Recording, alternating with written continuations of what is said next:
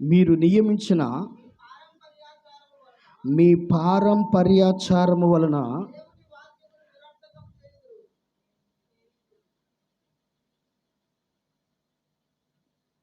దేవుని వాక్యమును నిరర్ధకము చేయుదురు. ఇటువంటివి అనేకములు మీరు చేయుదురని చెప్పాను. ప్రియ దేవుని జనాంగమ, దయచేసి గమనించండి. దేవుని మాటల వైపు మనసు పెట్టినట్టయితే ఈ రోజున క్రైస్తవ సమాజం కొన్ని ఆచారాలను బయటకు తీసుకొచ్చింది, కొన్ని అలవాట్లను బయటకు తీసుకొచ్చింది. ఈ ఆచార అలవాట్లను బయటకు తీసుకొచ్చిన తర్వాత దీని ద్వారా ఏమవుతుందని బైబిల్ సెలవిస్తుందంటే దేవుని వాక్యం నిరర్ధకమైపోతుందంట. నిరర్ధకం అంటే అర్థం ఏంటి? నిరర్ధకం అంటే దాని వలన ఉపయోగకరంగా లేకుండా ఉండా కొద్దీ వాక్యం ఏమైపోతుందంటే బలహీనపరచబడుతుంది. వాక్యం బలపరచబడట్ల, వాక్యం ద్వారా మనిషి బలపరచబడట్ల. ఆచారాల వల్ల మనిషి బలపరచబడుతున్నాడు, వాక్యం ద్వారా మనిషి బలహీనపరచబడుతున్నాడు. నిరర్ధకమైపోతుందంట. ఈ రోజున కొన్ని ఆచారాలు, ఇక్కడ లేఖన గ్రంథంలో సెలవిస్తున్న మాట, మీరు నియమించిన మీ పారంపర్యాచారముల వలన, దేని వలన? పారంపర్య ఆచారముల వలన దేవుని వాక్యము ఏం చేయబడుతుంది? నిరర్ధకము చేయబడుతుంది. నిరర్ధకము చేయుదురు. ఇటువంటివి అనేకములు మీరు చేయుదురని చెప్పాను. కనుక దేవుని వాక్యమును నిరర్ధకం చేస్తున్నారు. అసలు దేవుని వాక్యము ఏమై ఉంది అనే విషయాన్ని, దేవుని వాక్యంలో దేవుడు ఏమి రాసుంచాడో, ఎలాంటి విషయాన్ని గురించి, దేవుని వాక్యాన్ని గురించి దేవుడు లేఖన గ్రంథంలో సెలవిస్తున్నాడు. ఈ రోజున దేవుని యొక్క వాక్యంలో గురించిన విషయంలో మనం చూసినట్టయితే ఆ వాక్యంలో దేవుడు ఏమి దాసుంచాడో, ఏముంది దేవుడు లేఖన గ్రంథంలో అనే విషయాలు మనం చూసినట్టయితే చాలా విషయాలు స్పష్టంగా దేవుడు లేఖన గ్రంథంలో దాసుంచిన విషయాలు ఉన్నాయి. ఎందుకంటే లేఖన గ్రంథంలో దేవుడు సెలవిస్తున్న మాట ఏమిటంటే నిరర్ధకము. ఈ రోజున వాక్యము నిరర్ధకం అయిపోవటానికి కారణం ఏంటంటే ఆచారాల్లో కొన్ని ఆచారాలు మీకు తెలియచేయాలనుకుంటున్నాను. ఒకసారి మత్తయి సువార్త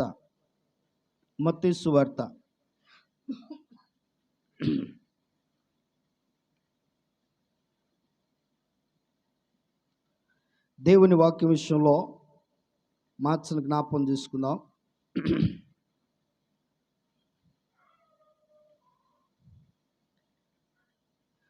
9వ అధ్యాయము 13వ వచనం.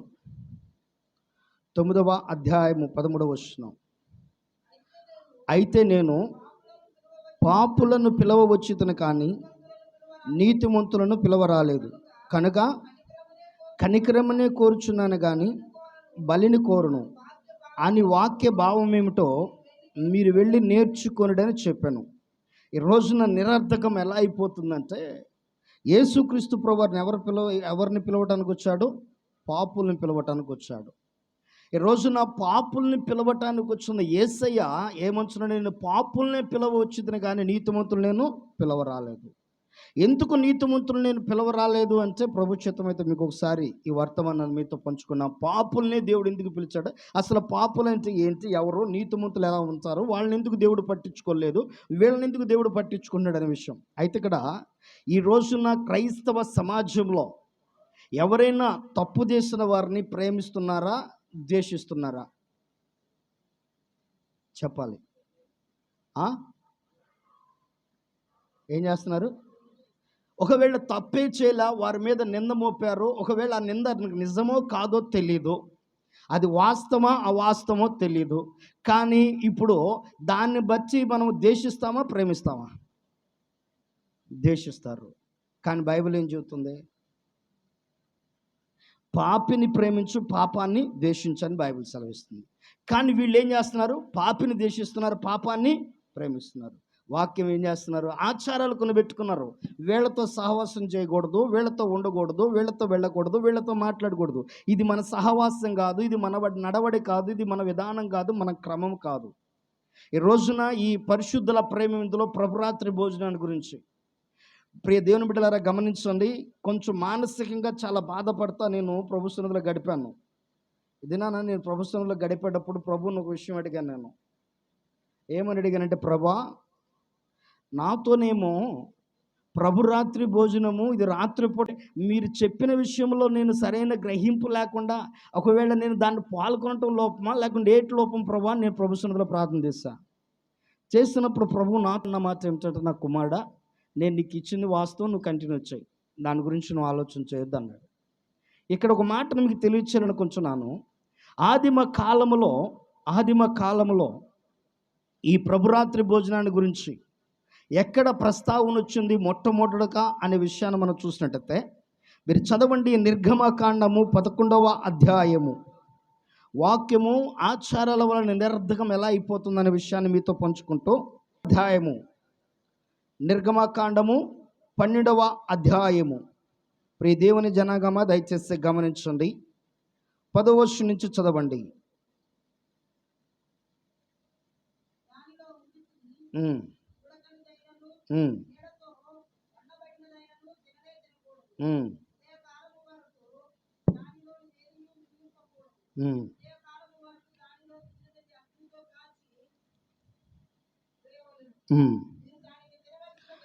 మీరు దానిని తినవలసిన విధమేదనగా మీ నడుము కట్టుకొని మీ చెప్పులు తొడుక్కొని మీ కర్ర చేదబచ్చుకొని త్వరపడుచు దాన్ని తినవలను, అది యెహోవా పస్కా బలి.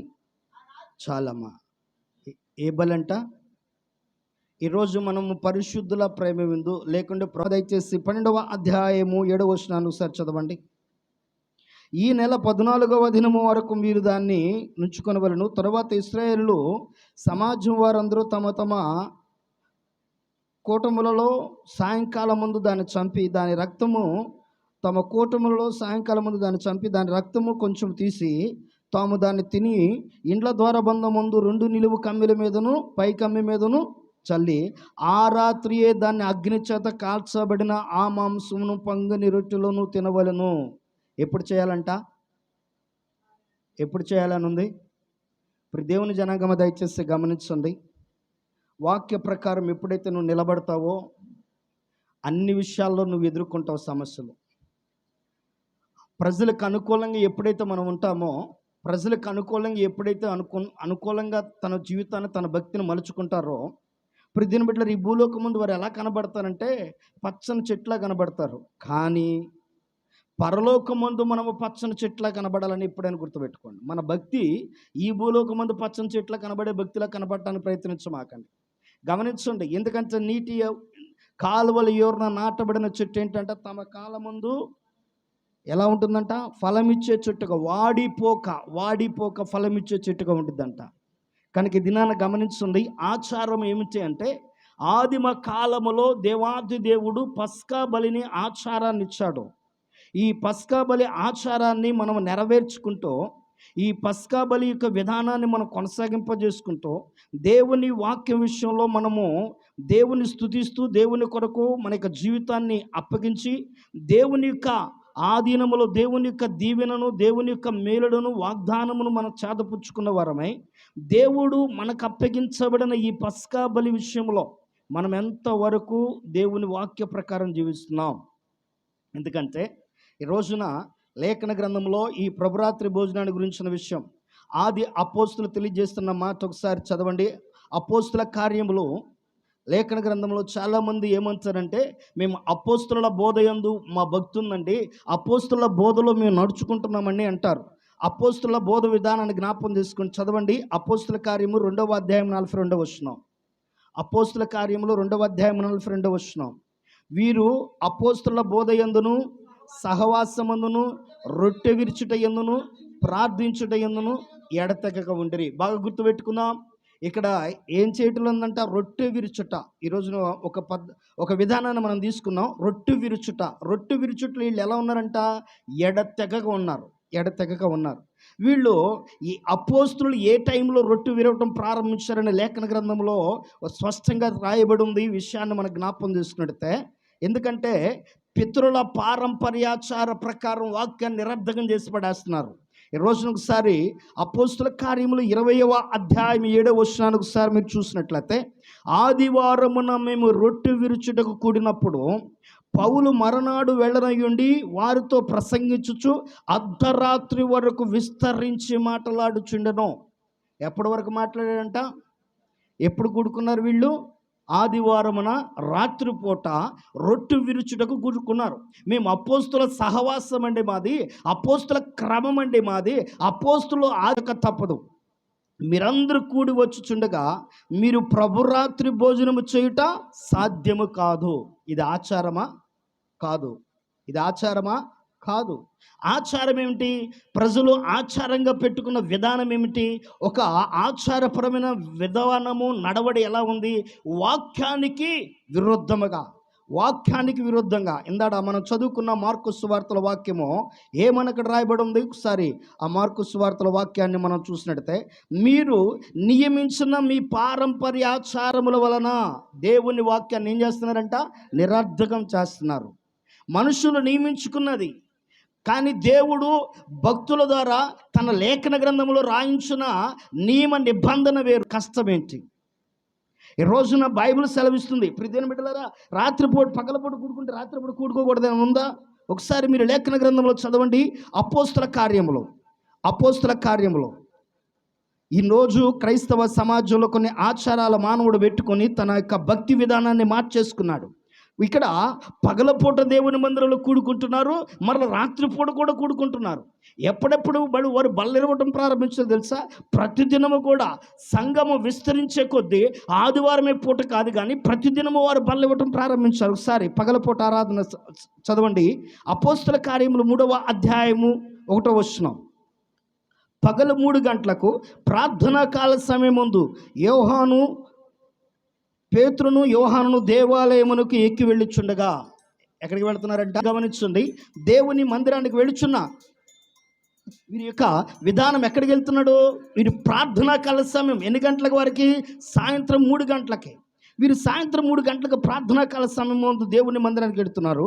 మరలా మీరు అపోస్తుల కార్యములు 2వ అధ్యాయము 46వ వచనాన్ని మీరు చూసినట్లయితే, మరియు వారు ఏక మనస్కులై ప్రతిదినము దేవాలయములు తప్పుగా కూడుకొనుచు ఇంటింట రొట్టె విరుచుచు దేవుని స్తుతించుచు ప్రజలందరి వలన దయ పొందిన వారై ఏం చేస్తున్నారంట? ప్రజలందరి వలన దయ పొందారంట. ఏం చేస్తున్నారు? పగల మందిరానికి వెళుతున్నారు, రాత్రిపూట ప్రభు బల్లారాధనలో, ప్రభురాత్రి భోజన కార్యక్రమంలో పాల్గొంటున్నారు. బాగా గుర్తుపెట్టుకుందాం. పగలు ఏం చేస్తున్నారు? మందిరంలో గడుపుతున్నారు, రాత్రిపూట ప్రభురాత్రి భోజనంలో గడుపుతున్నారు. ఈ రోజున వచ్చిన కష్టం ఏంటండి? క్రీస్తుని కలిగిన నీవు క్రీస్తు కొరకు ఒక చిన్న త్యాగం కూడా చేయలేవా? క్రీస్తు కొరకు ఒక చిన్న విషయాన్ని కూడా పట్టించుకోలేవా? మనసు పెట్టలేమా? కొంచెం ఇబ్బంది వరకు ఆత్మీయ జీవితంలో బాధపడటం ప్రారంభిస్తారు, బలహీనమైన పరిస్థితులకు వెళ్ళిపోతుంటారు. ఈ రోజున గమనించండి, మీరు నియమించుకున్న మీ యొక్క పారంపర్య ఆచారముల వలన మనిషి ఏం చేస్తున్నాడంట? ఆచారాలు కొన్నిటిని పెట్టుకున్నాడు. ఇదిగో ఇలాగే ఉండాలి, ఇలాగే చేయాలి, ఇలాగే బ్రతకాలి, ఇది ఆచారం, ఇది మా క్రమం, ఇది మా సహవాసం అంటూ చాలామంది వారి భక్తిని తీసుకుని వెళ్ళిపోయి అపోస్తుల భక్తి అంటూ వాక్యాన్ని నిరర్థకం చేసి పడేస్తున్నారు. వాక్యాన్ని ఏం చేస్తున్నారు? నిరర్థకం చేస్తున్నారు. అందుకనే లేఖన గ్రంథంలో దేవాది దేవుడు సెలవిస్తున్న ఓ శ్రేష్టమైన మాటను ప్రియ దేవుని బిడ్డలారా తెలియచేయాలని కొంటున్నాను. ఈ రోజున చాలామంది వాక్యాన్ని నిరర్థకం చేసేస్తున్నారు. ఈ వాక్యము నిరర్థకం అవుతున్న బట్టి చాలామంది జీవితాల్లో ఉన్న ఆత్మీయ జీవితం, చాలామంది జీవితాల్లో వాక్యపు యొక్క వెలుగు, చాలామంది జీవితాల్లో దేవుని యొక్క శక్తిని గ్రహించలేక, దేవుని యొక్క శక్తిని గుర్తించలేక, దేవుని యొక్క ఆశీర్వాదాన్ని, దేవుని యొక్క దీవెనను పొందుకోలేక బలహీనలైపోతూ ఉన్నారు. అందుకనే లేఖన గ్రంథంలో సెలవిస్తున్న మాటను ఒక్కసారి మనం జ్ఞాపకం చేసుకున్నట్టయితే, దేవుని యొక్క మాట అంటున్నాడు కదా, దేవుని యొక్క వాక్యం వైపు మనం మనసు పెట్టినట్టయితే ఒక చిన్న మాట మీకు తెలియచేయాలని కొంచెం ఇప్పుడు దేవుని జనాగమ దయచేసి గమనించండి. మార్కు సువార్త 7వ అధ్యాయం ఒకసారి 14వ వచనం నుంచి చదవండి.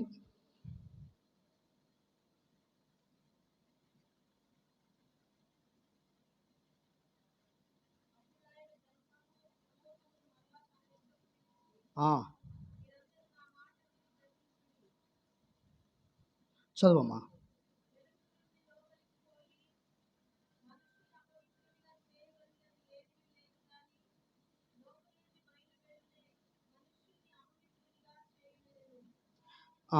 గమనించండి, ఏమని చెప్తున్నాడు?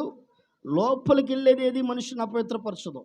కనుక బయటికి వెళ్ళేది మనిషిని అపవిత్రపరుస్తుంది. అంటే ఈ దినాన నీకు జీవితంలో దేవుని బిడ్డలారా దయచేసి గమనించండి. నీ జీవితంలో కొన్ని ఆచారాలు పెట్టుకున్నవే, ఇవి ఎలుపలో ఉండేవి. ఇవి ఏం చేస్తున్నాయి తెలుసా? నీ భక్తి జీవితాన్ని, ఆత్మీయ జీవితాన్ని ఇబ్బందికరమైన సమస్యలకు తీసుకెళ్తాయి. దేవుని వాక్యం సెలవిస్తుంది, వారు దేవుని వాక్యమును వారు ఎరుగగే ఏం చేస్తున్నారంట? పొరపడుతున్నారంట. దేవుని శక్తిని తిరిగియే, వాక్యములో ఉన్న శక్తిని ఎరిగకే పొరపడుతున్నాడు అంటున్నాడు. రోజున నా ప్రియ సహోదరి సహోదరుడా, నువ్వు కృంగిపోవద్దు, నువ్వు బలహీనపరచబడొద్దు. దేవుని కోసం కొంచెం కష్టపడు. భక్తులు అనేక మంది కష్టపడ్డారు.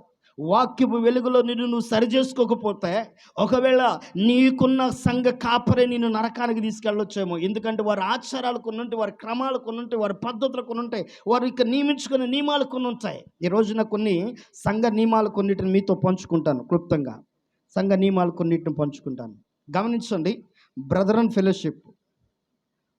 ఫెలోషిప్ దీనికున్న సంఘ నియమ విధానం ఏమిటి అంటే, దేవుని బిడ్డలారా, వీరికి ఉన్న ఒక ఆచారపరమైన విధానం ఏమిటంటే, ఇక్కడ ఆడవాళ్ళు ముసుగేసుకోవాలి, మౌనంగా ఉండాలి, పాటలు పాడకూడదు. ఆడవాళ్ళు ఏం చేయాలి? మౌనంగా ఉండాలి, పాటలు పాడకూడదు. అక్కడ అదొక ఆచారం, అదొక నియమం. ప్రతిరోజు ప్రతి ఆదివారం ఏమిస్తారంటే ప్రభు రొట్టె ఇస్తారు. ప్రతి ఆదివారం రొట్టె ఇస్తారు. కానీ ఈ రొట్టె దగ్గర ప్రభు ఆరాధన, ప్రభు బల్ల ఆరాధన అంటారు. ఆరాధన అనే పదానికి అర్థం ఏంటి? ఆరాధన అనే పదానికి అర్థం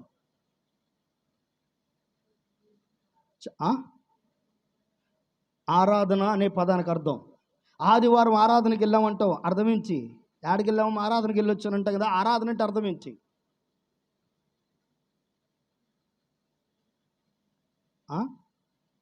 కానీ ఒక 4 సహవాసాలు ఉన్నాయి. ఈ 4 సహవాసాలు ప్రభు బల్ల ఆరాధన చేద్దాం, ఈ సమయం వాక్యం అయిపోయింది అండి. వాక్యపట్నం అయిపోయిన తర్వాత బ్రదర్ అండ్ ఫెలోషిప్, భక్తి సింగర్ సహవాసం, ఎల్ఈఎఫ్ సహవాసం, తర్వాత ఇంకో సహవాసం, ఇట్లా ఒక 4-5 సహవాసాలు ఉన్నాయి.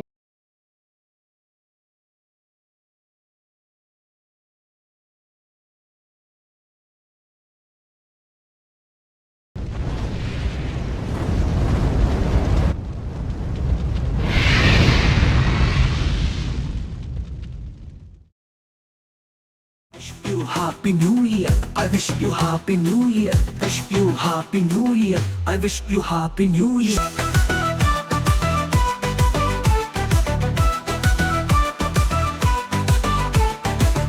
శ్రీ యేసు గీతాలతో, హల్లెలూయా స్తోత్రాలతో సాగిపోయేదము నూతన వత్సరములో. శ్రీ యేసు గీతాలతో, హల్లెలూయా స్తోత్రాలతో సాగిపోయేదము నూతన వత్సరములో. Wish you Happy New Year, I wish you Happy New Year, wish you Happy New Year, I wish you Happy New Year. Shri Yesu గీతాలతో, హల్లెలూయా స్తోత్రాలతో సాగిపోయేదము నూతన వత్సరములో.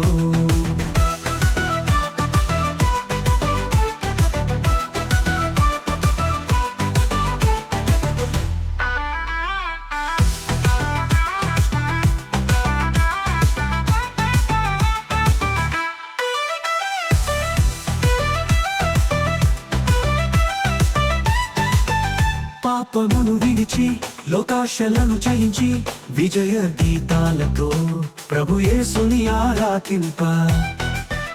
పాపమును విడిచి లోకాశలను జయించి విజయ గీతాలతో ప్రభు యేసుని ఆరాధింప.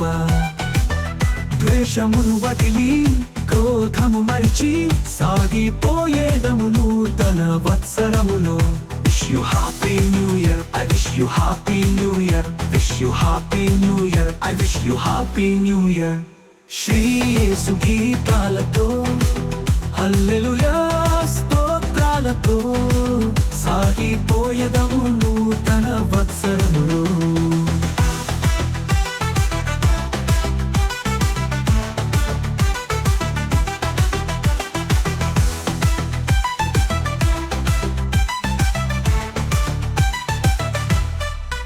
సాతానును ఎదిరించి శాశ్వత జీవముకై రక్షణ వస్త్రము ధరించి జీవవాక్యము చేత పట్టి సాతానును ఎదిరించి శాశ్వత జీవముకై రక్షణ వస్త్రము ధరించి జీవవాక్యము చేత పట్టి నా యేసుతో నడుచుచు ఆత్మను రక్షింప సాగిపోయేదము నూతన వత్సరములో. Wish you happy new year, I wish you happy new year, wish you happy new year, I wish you happy new year. Shri Yesu గీతాలతో హల్లెలూయా స్తోత్రాలతో సాగిపోయేదము నూతన వత్సరములో. శ్రీ యేసు గీతాలతో హల్లెలూయా స్తోత్రాలతో సాగిపోయేదము నూతన వత్సరములో. Wish you happy new year, I wish you happy new year, wish you happy new year, I wish you happy new year. Wish you happy new year, I wish you happy new year, wish you happy new year, I wish you happy new year.